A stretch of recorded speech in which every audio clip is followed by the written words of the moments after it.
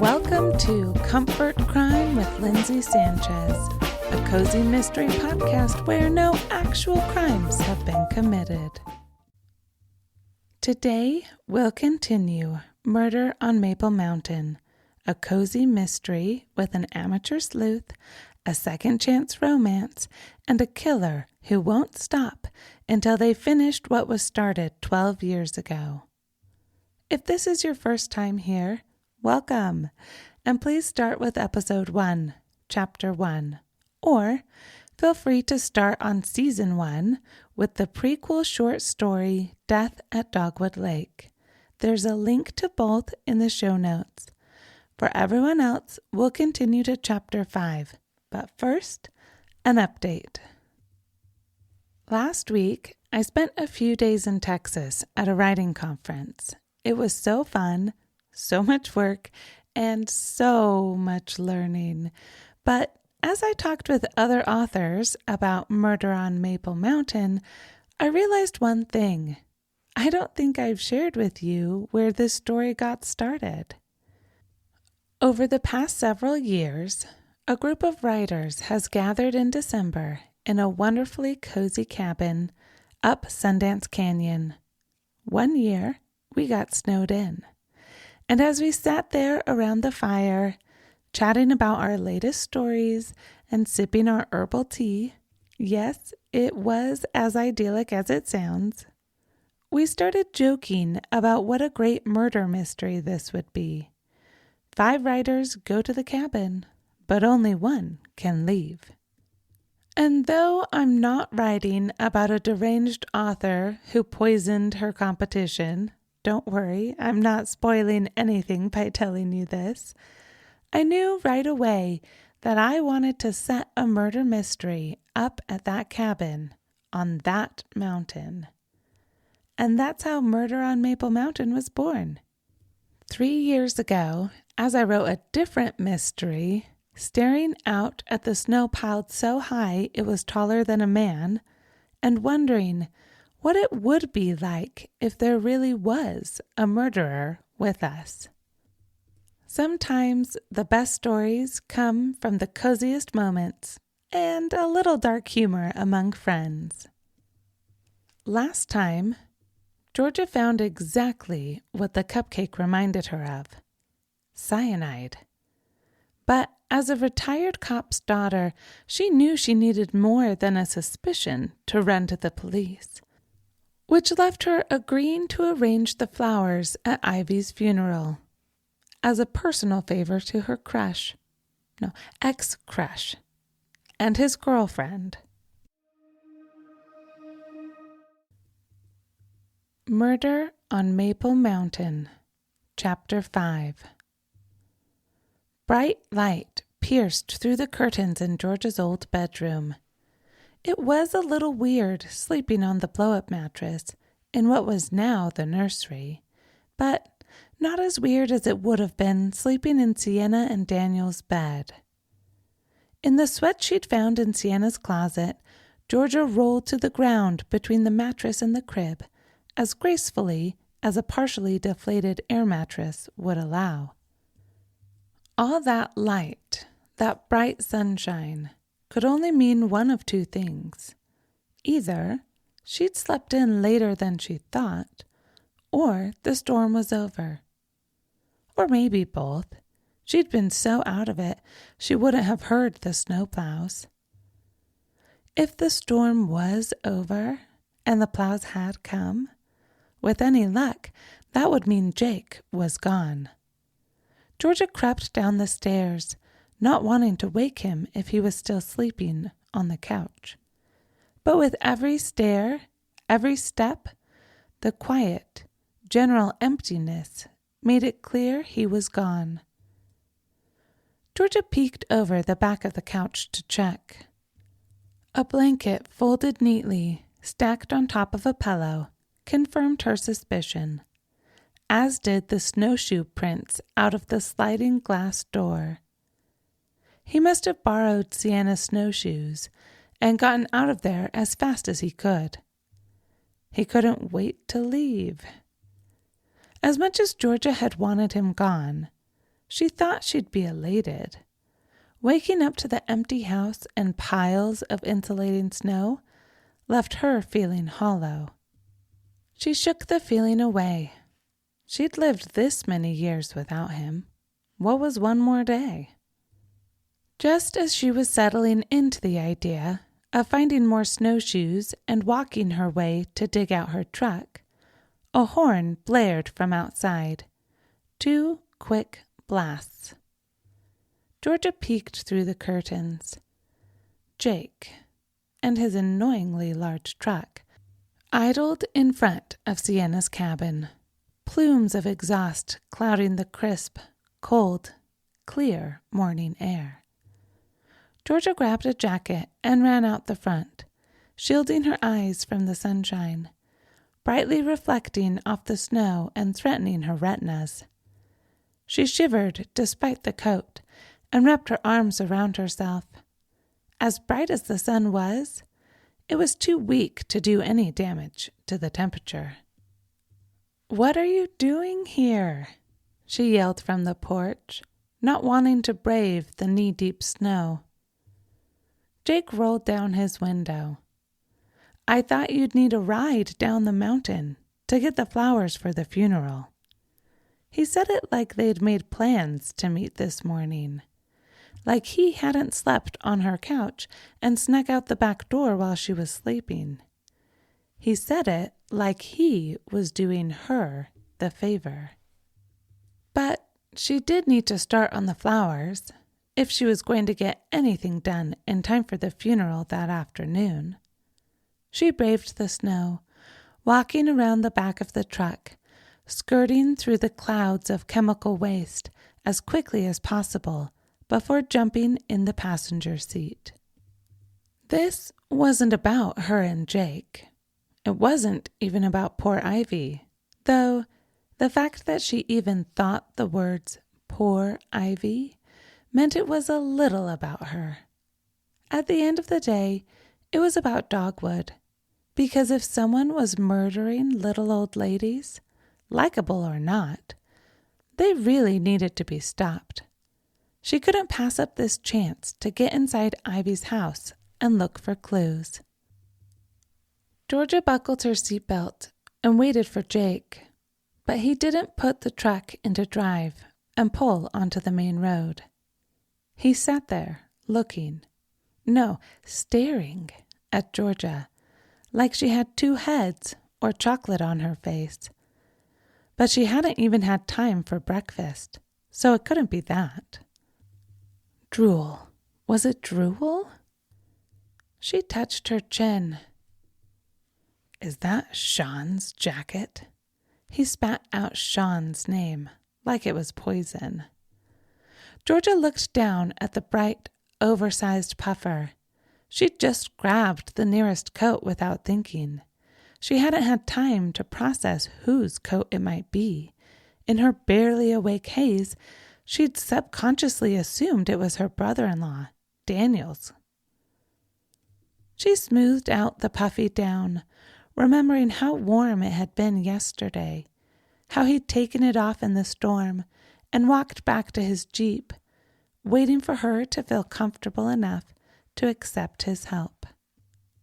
She must have smiled at the thought, because Jake's frown deepened. "Why are you wearing his coat?"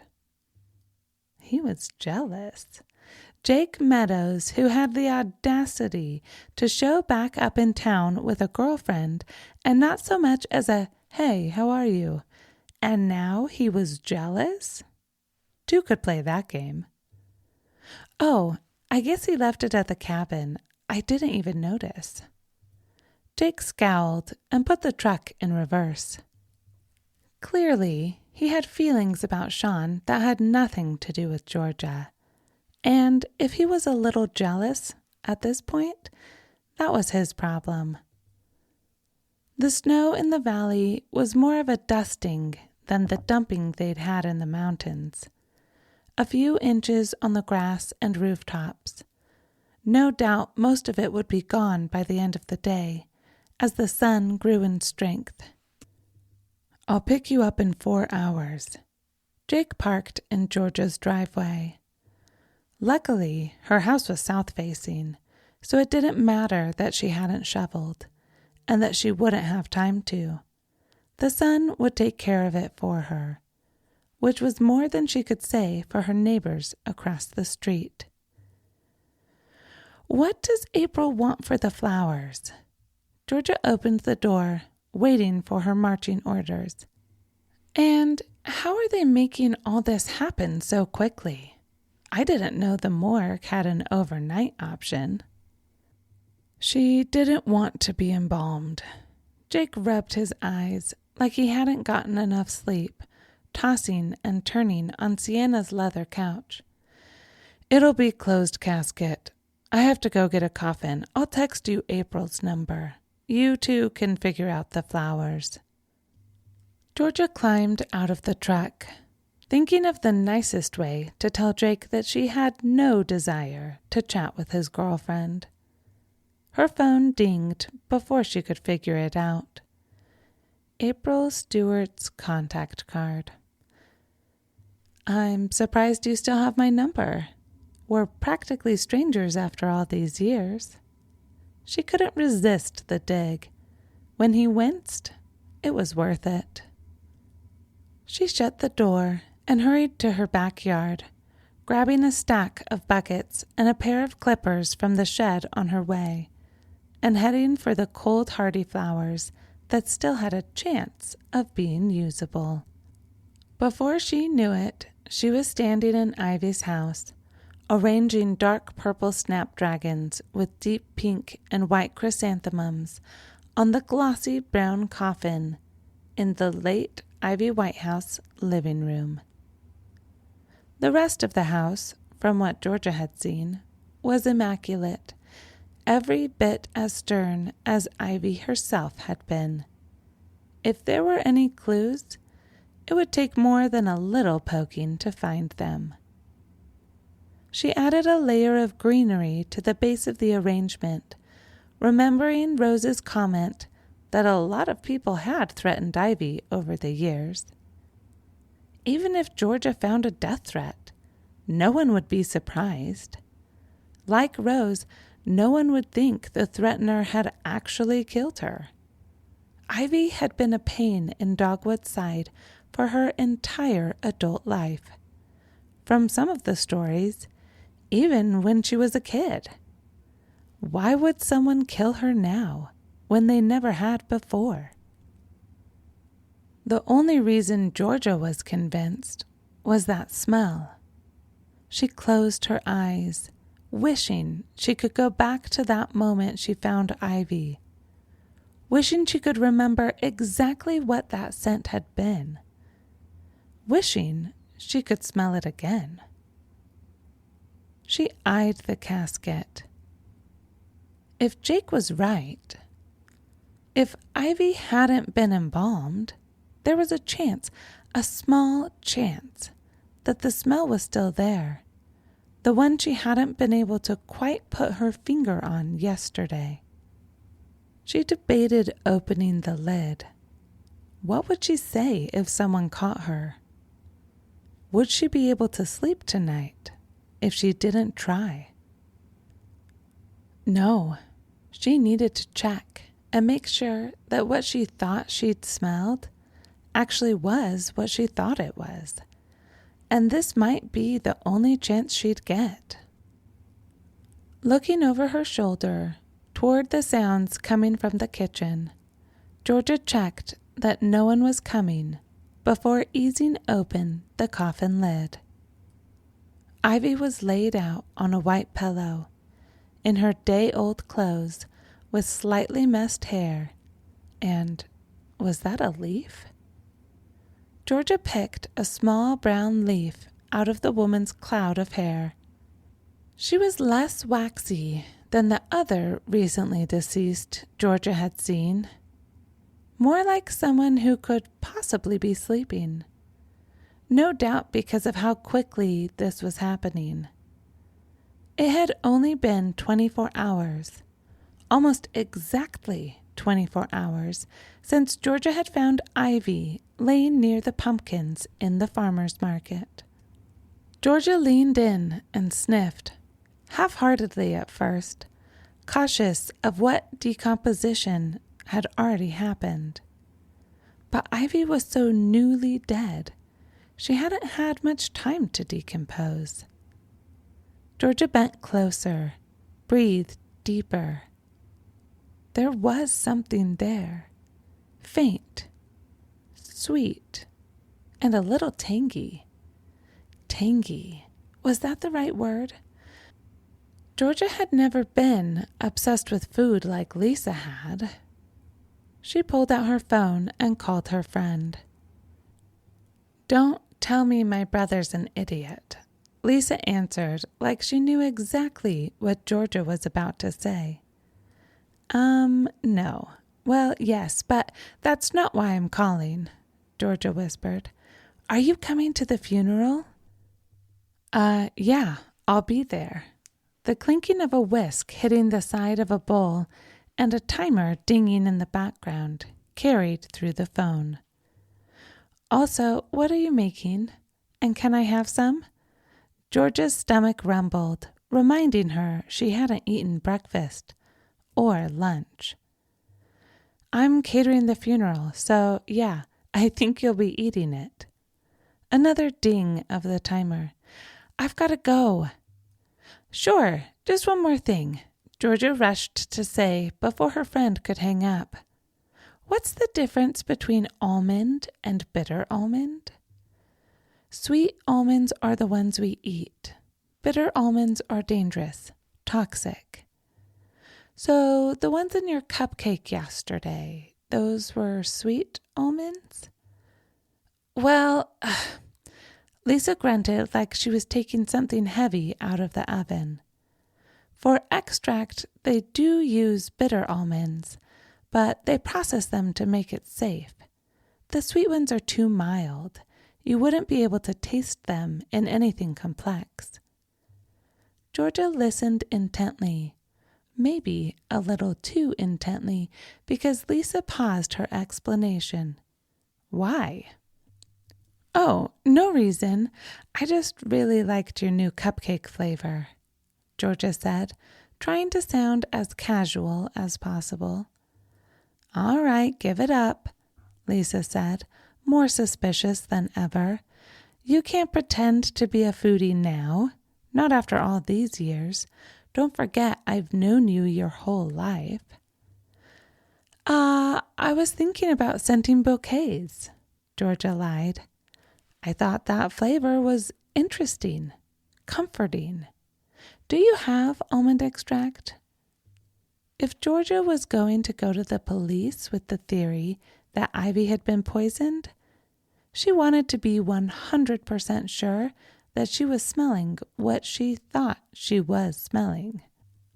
"I don't believe you," Lisa challenged, the whisking sounds in the background starting up again. "Just bring it. I'll explain later." Georgia said goodbye and hung up the phone. "Maybe you can explain why this casket is open," a deep voice said from behind. Georgia whirled around. A man with graying hair and a large belly stood in the doorway. I thought it would be nice to put a bouquet on Ivy. Send her off with some beauty." Georgia hurried to her extra flowers, grouping a rough bouquet together and holding it up for the man to see. "We have to keep this closed." The man crossed the room in 4 large steps and closed the casket.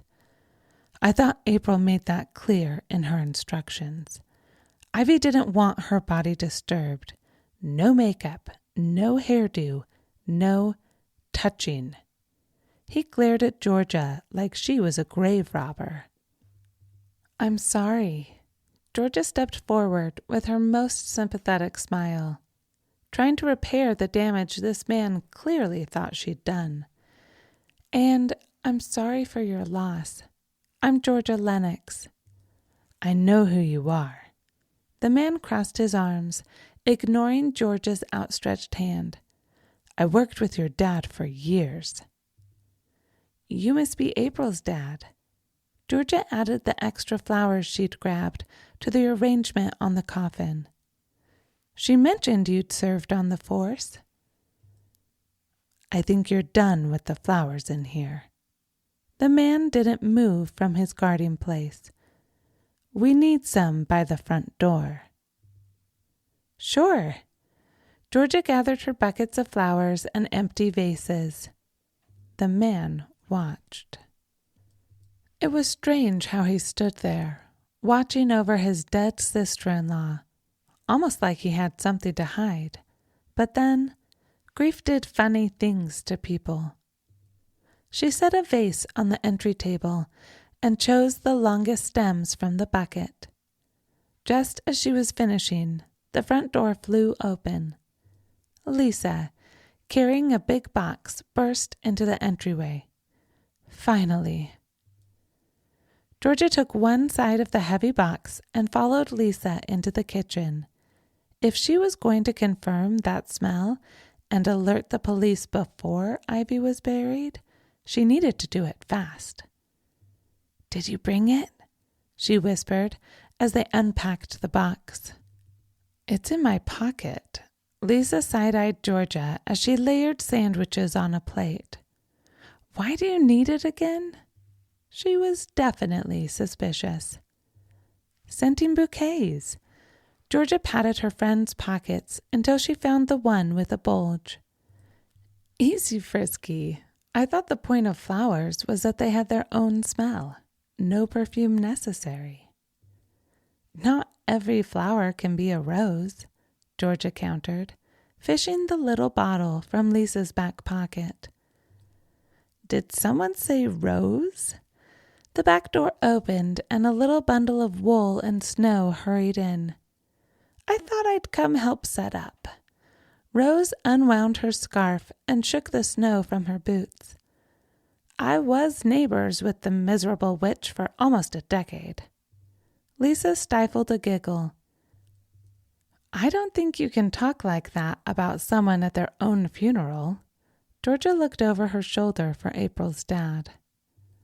Lucky it hasn't started then. Rose washed her hands and started plating cookies. I'm going to try this on the flowers. Georgia went to the entryway before opening the brown bottle, keeping up the pretense for Lisa's sake. She wasn't ready to share her theory yet. Georgia twisted off the lid, reading the label before taking a sniff. Pure almond extract, water, alcohol, the oil of bitter almond. There it was, bitter almond. Georgia lifted the bottle and took a big breath in. Sweet, yes. But there was an edge to the sweetness, almost cherry-like. Artificial cherry flavoring. How had she thought that was pumpkin? She wanted to be hard on herself, blame herself for not recognizing it sooner. But she knew better. Finding a body was never easy, even if everyone was sure they died of good old-fashioned age. There really was no reason she should have known instinctively that Ivy had been poisoned. Even now, there would be tests to confirm it. What are you doing? Georgia turned, hiding the bottle behind her back. Sean stood on the bottom step, his hand still on the railing, something like laughter in his eyes. At least it wasn't his dad. Was the knack for sneaking up on her a genetically inherited trait? The flowers.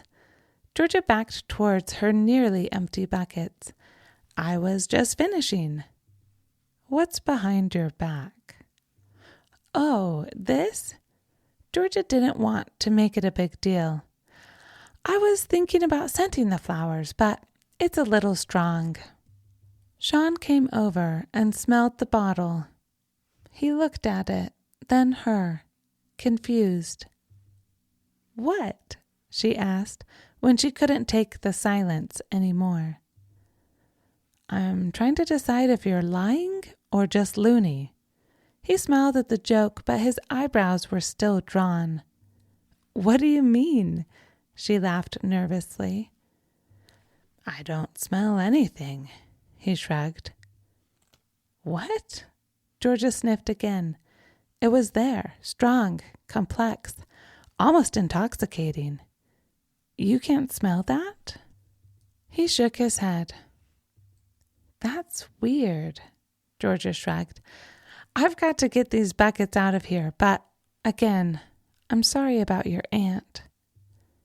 You'll stay for the funeral, right? She didn't want to, and with what she'd just confirmed, she really shouldn't. She had to get this down to the station before Ivy went in the ground, not after she watched it. Please stay, he whispered, towering over her, his blue eyes melting her resolve, telling her without words that she was the one person he needed today. The front door opened. Is everything ready? April opened the door wider for Jake. He walked in, his arms full of bags, his face darkening when he spotted Sean and Georgia alone, standing so closely together. Nearly. Georgia bent to gather the flower buckets and to discreetly screw the lid on the almond extract and hide it. Now that she had something to tell them, something concrete she could hang her suspicion on, she had to get to the police station. She gave Sean a look that she hoped said goodbye, and that she was sorry she couldn't stay. She left his coat in the kitchen for him to find later, said goodbye to Lisa and Rose, and walked down the path in Ivy's backyard that connected her house to Rose's and Sienna's and all of the other cabins in this little cluster on Maple Mountain. If you enjoyed this episode, please share it with a mystery-loving friend or consider leaving a review on your favorite podcast player. Most of all, thank you so much for being here today. I loved it, and I'm already excited for next week.